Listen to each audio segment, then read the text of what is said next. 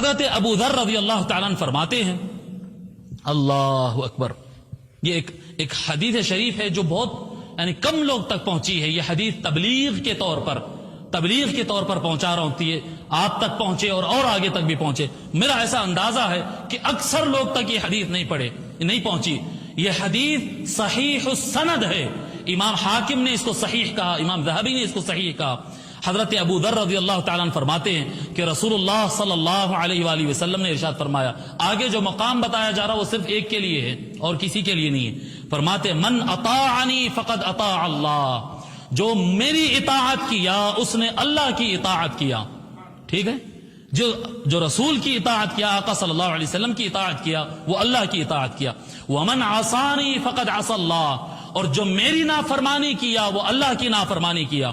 پھر آگے فرماتے ومن اطاع علیا فقد اطاعنی، جو علی کی اطاعت کرتا ہے وہ میری اطاعت کرتا ہے.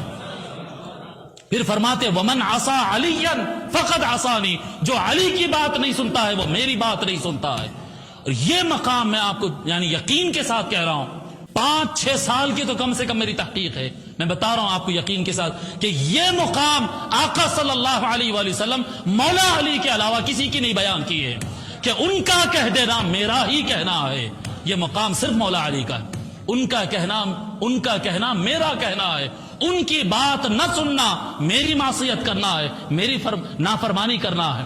یہ آقا صلی اللہ علیہ وآلہ وسلم کا ارشاد ہے.